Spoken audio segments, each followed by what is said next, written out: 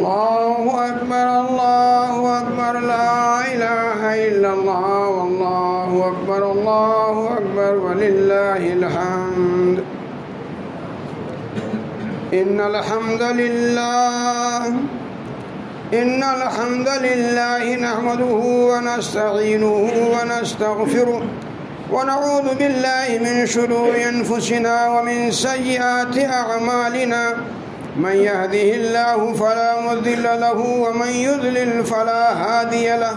وأشهد أن لا إله إلا الله وحده لا شريك له وأشهد أن محمدًا عبده ورسوله.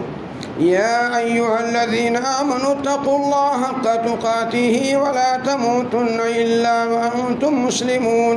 يا أيها الناس اتقوا ربكم الذي خلقكم من نفس واحدة وخلق منها زوجها وبث منهما رجالا كثيرا ونساء واتقوا الله الذي تساءلون به والأرحام إن الله كان عليكم رقيبا. يا أيها الذين آمنوا اتقوا الله وقولوا قولا سديدا يصلح لكم أعمالكم ويغفر لكم ذنوبكم ومن يطع الله ورسوله فقد فاز فوزا عظيما. أما بعد فأعوذ بالله من الشيطان الرجيم. بسم الله الرحمن الرحيم. فصل لربك وانحر. محترم حضرات، معزز سامعین کرام، پردہ نشین خواتین، ماں اور بہنوں، الحمدللہ آج ذی الحجہ کی 10ویں تاریخ اور عید الاضحیٰ کا دن ہے۔ اللہ کے فضل و کرم سے ہم نے نبی اکرم صلی اللہ علیہ وآلہ وسلم کی سنت کے مطابق عید الاضحیٰ کی نماز ادا کی، اور اب سنت کے مطابق ہم عید الاضحیٰ کا خطبہ سن رہے ہیں۔ حضرات، میں نے قرآن کریم کی سورہ کوثر کی ایک چھوٹی سی آیت تلاوت کی ہے، جس کے اندر اللہ تبارک و تعالی کا فرمان ہے کہ اے نبی صلی اللہ علیہ وسلم، آپ اپنے رب کے لیے نماز پڑھیں اور قربانی کریں۔ ہم نے قرآن کریم کی تلاوت بار بار کی ہوگی۔ پورے قرآن کے اندر ایک ہی مرتبہ اللہ تبارک و تعالی نے نماز کے ساتھ قربانی کا ذکر کیا ہے، یہ بتانے کے لیے کہ عید الاضحیٰ کی نماز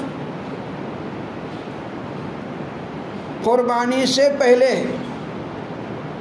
دوسری بات یہ کہ جس طریقے سے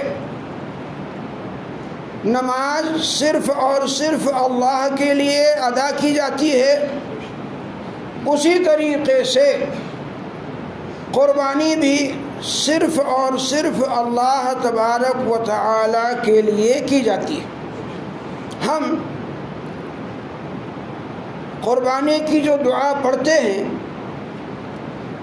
اس کے اندر بھی ہم اللہ تبارک و تعالی کا فرمان پڑھتے ہیں، ان صلاتی و نسکی و محیای و مماتی للہ رب العالمین، کہ بے شک میری نماز اور میری قربانیاں اور میرا جینا اور میرا مرنا صرف اللہ تبارک و تعالی کے لیے ہے، جو سارے جہانوں کا پالنہار ہے۔ اس آیت کے اندر بھی اللہ تبارک و تعالی نے صاف اور واضح انداز میں بتا دیا کہ نماز صرف اللہ کے لیے، قربانیاں صرف اللہ کے لیے. یہاں نسک جو ہے یہ جمع کا صیغہ ہے، یہ بتانے کے لیے کہ ساری قسم کی عبادتیں، مراسم عبودیت صرف اور صرف اللہ تبارک و تعالی کے لیے.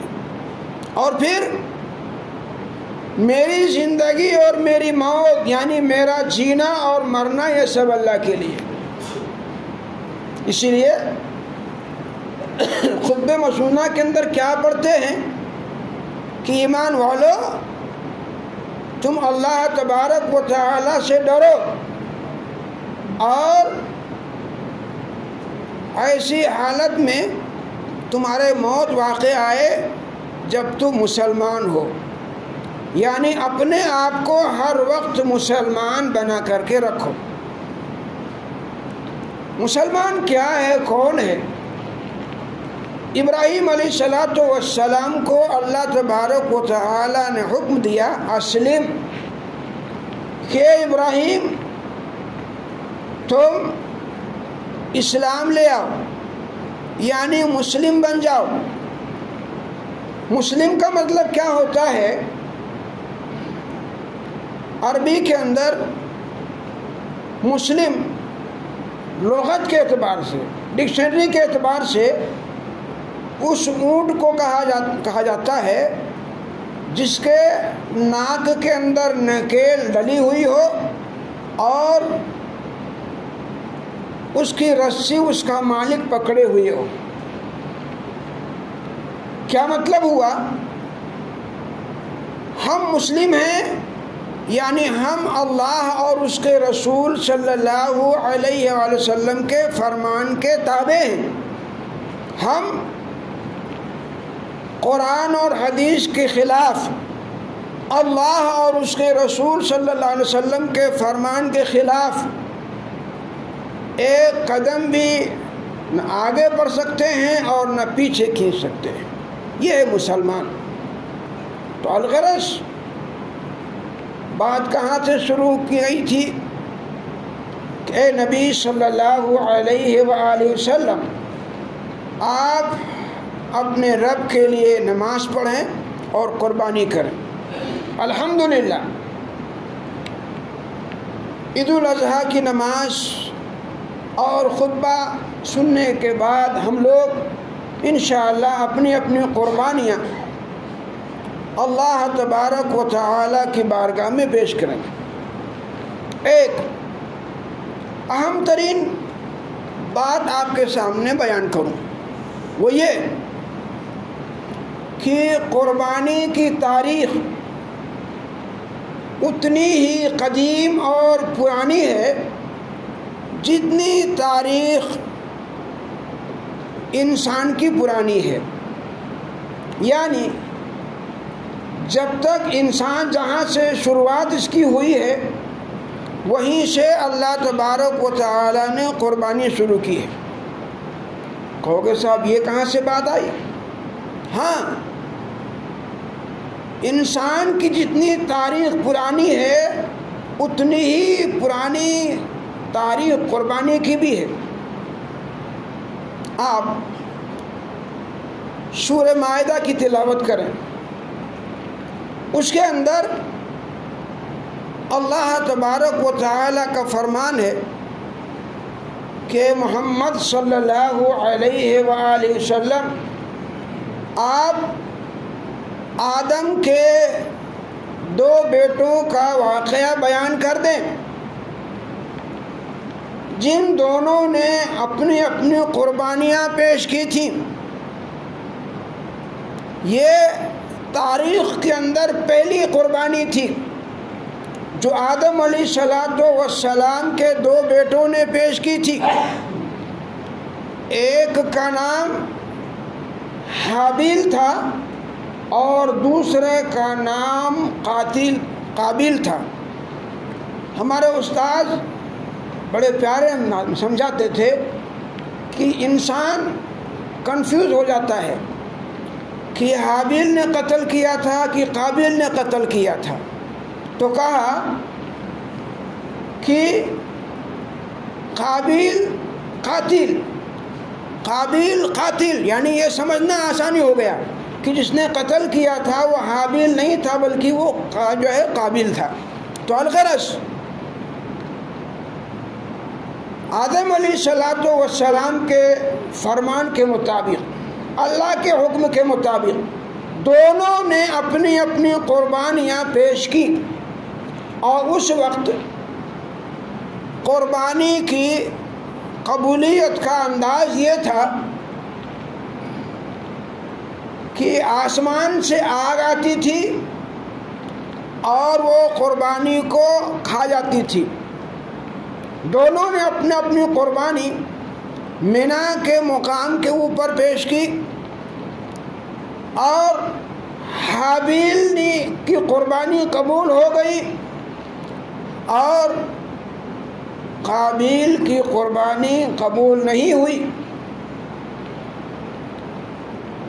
یہ واقعہ نہیں سنا رہا ہوں، یہ بتانے کے لیے کہ قربانی کی شرط اول کیا ہے. جب قابیل اپنے بھائی حابیل کو قتل کرنے کے لیے آمادہ ہو گیا، کہا کہ اب میں تجھے کو قتل کر دوں گا. کیوں؟ اس لیے کہ میری قربانی قبول نہیں ہوئی، اب تجھے مار دوں گا. یعنی خسیانی بلی کھمبا نوچے. جب اس کی قربانی قبول نہیں ہوئی تو کہا اب میں تجھے قتل کر دوں گا. اور اس کا سگا بھائی ہے، وہ بھی آدم علیہ السلام کا بیٹا ہے. تو قابیل کے بھائی حابیل نے کہا تو مجھے قتل کیوں کرتا ہے؟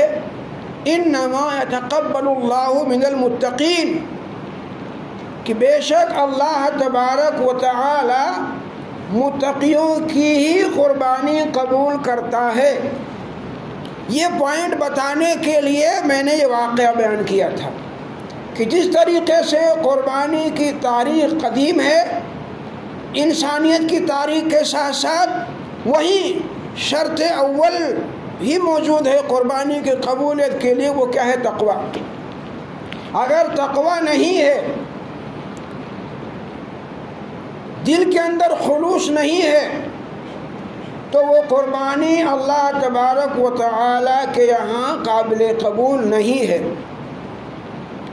بخاری شریف کی پہلی حدیث جس کے اندر نبی اکرم صلی اللہ علیہ وآلہ وسلم کا فرمان ہے، انما الاعمال بالنیات، بے شک سارے کے سارے عملوں کا دار و مدار نیتوں کے اوپر ہے. اگر قربانی کرنے والے کی نیت یہ ہے کہ اس قربانی سے اللہ تبارک و تعالی راضی ہو جائے، خوش ہو جائے، تو گویا کہ عرفی قربانی جائز اور درست ہے. اور جس آدمی کی نیت یہ ہے کہ میں بڑا بکرا خرید کر کے لاؤں اور اس کو مارکیٹ کے اندر پھراؤں اور سب کو بتاتا پھروں کہ یہ بکرا میں نے 50,000 کا خریدا ہے، اور سیلفی اور فوٹو سوشل میڈیا کے اندر ڈالے،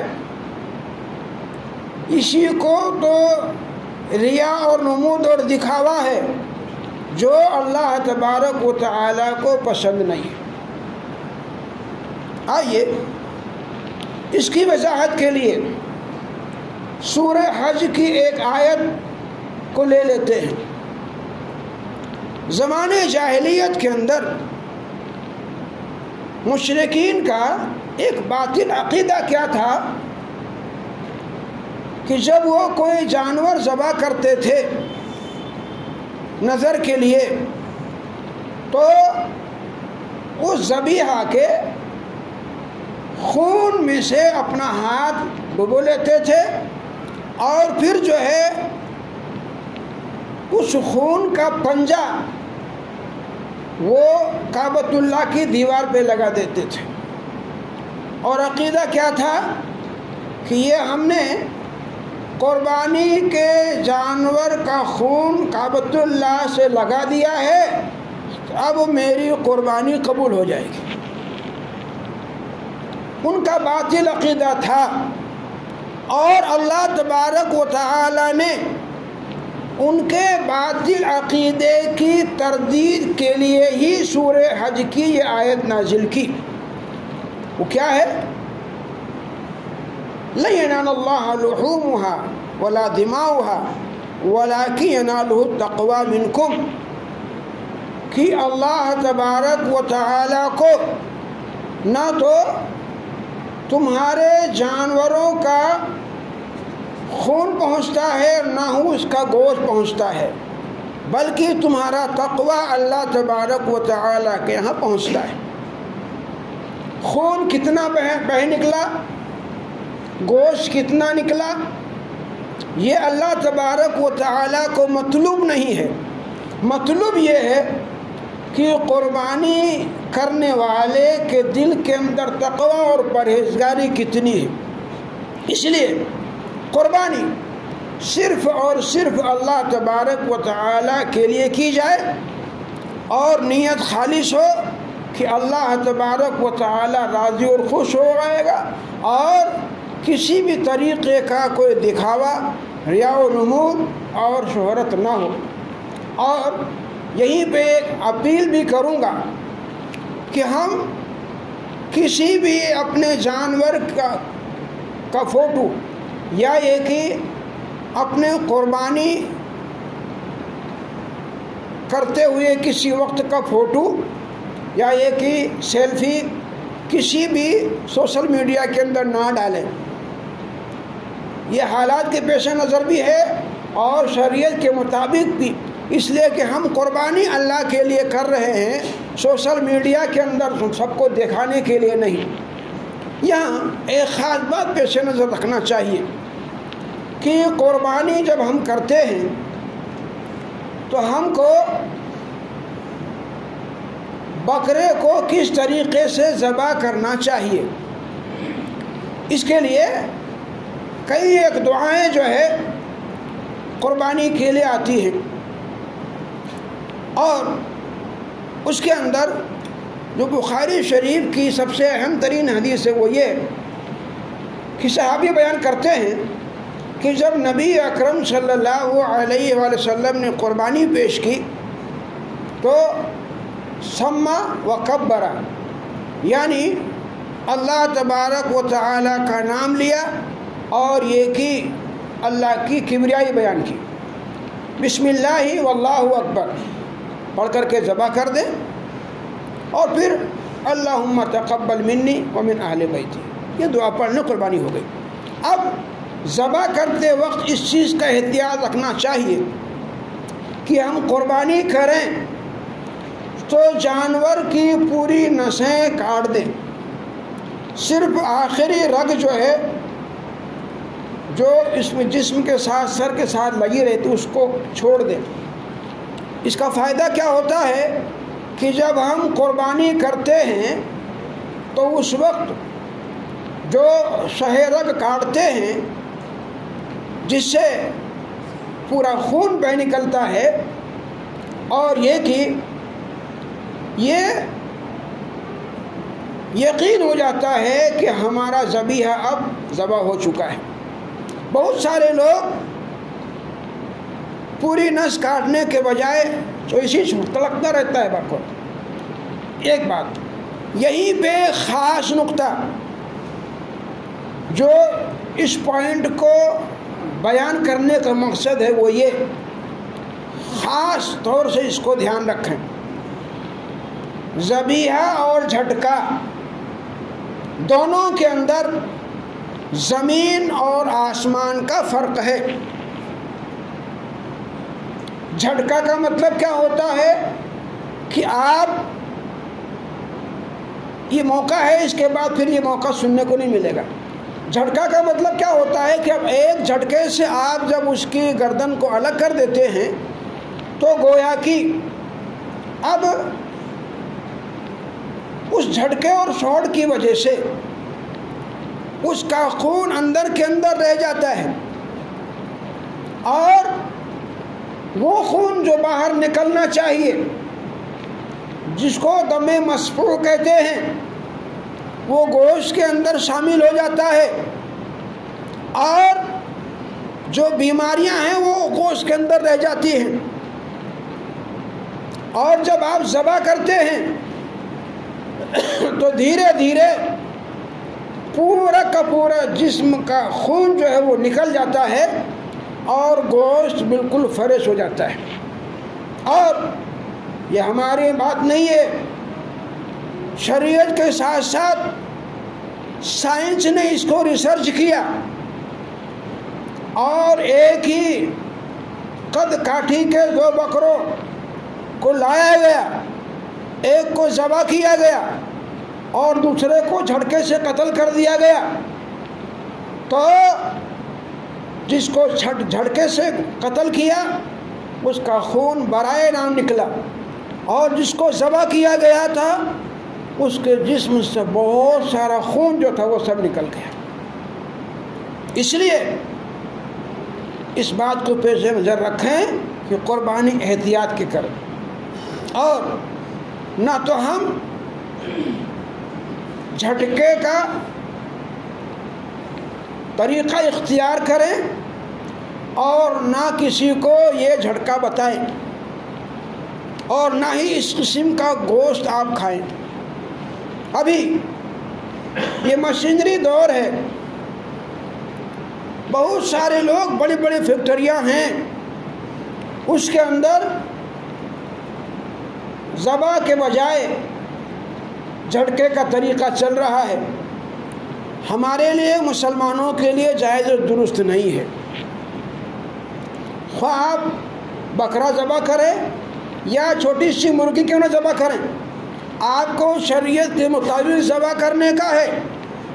آپ جھٹکے کا سہارا نہیں لے سکتے ہیں، اس لیے کہ ایسے طور پہ اور اس وجہ سے آپ شریعت کے اندر مجرم قرار پائیں گے۔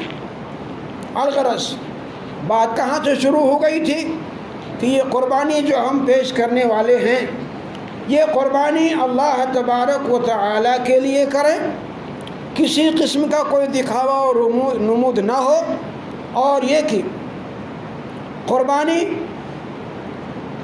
اللہ تبارک و تعالی کو راضی کرنے کے، خوش کرنے کے دکھاوا نہ ہو، ایک بات۔ دوسری بات یہ کہ بہت سارے لوگوں نے ایک طریقہ کیا بنا رکھا ہے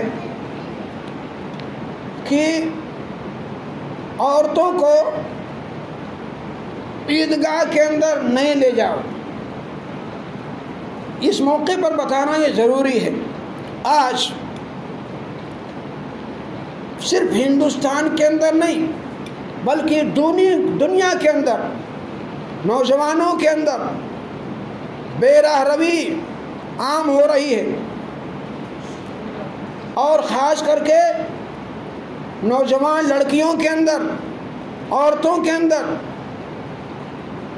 بے دینی پھیل رہی ہے، اور الحاد اور بے دینی کی ہوا چل رہی ہے، اور یہ ڈھکی چھپی بات نہیں ہے کہ ہماری نوجوان بیٹیاں مرتد ہو رہی ہیں،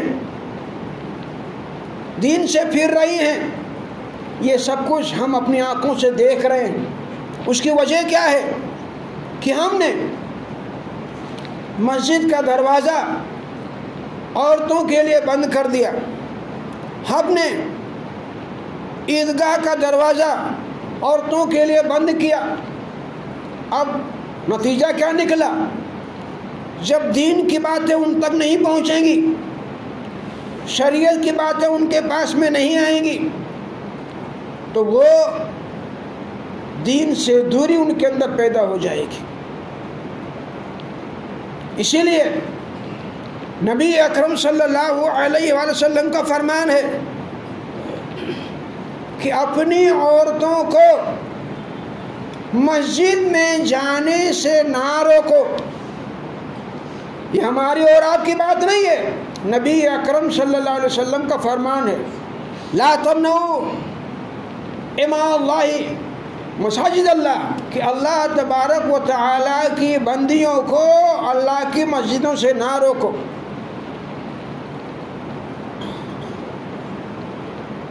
اور پھر ابن عمر رضی اللہ تعالیٰ عنہ نے جب نبی صلی اللہ علیہ وسلم کا فرمان پیش کیا تو ان کے ایک بیٹے نے کہا کہ ہم تو روکیں گے، اپنے بیٹے سے سخت ناراض ہوئے اور کہا کہ میں تیرے سامنے اللہ کی حدیث بیان، اللہ کے رسول کی حدیث بیان کرتا ہوں اور تو کہتا ہے کہ میں روکوں گا۔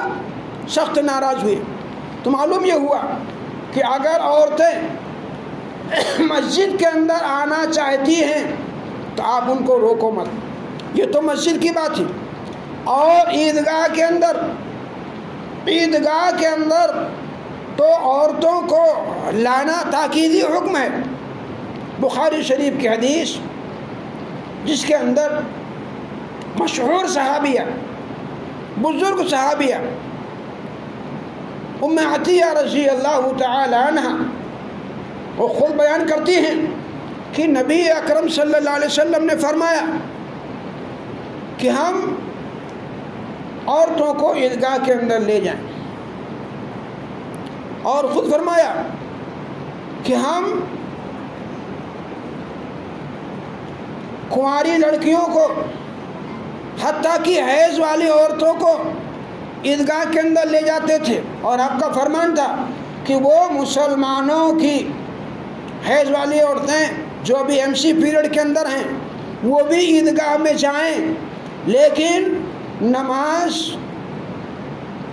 پہ شامل نہ کریں بلکہ مسلمانوں کی جماعت اور ان کی دعا کے اندر شریک ہوں۔ تاکید یہ اس لیے کہ وہاں جائیں گی تو وہ سالانہ خطبہ ان کے سامنے آئے گا، اور یہ کہ دین سے قربت بڑھے گی، دوری نہیں۔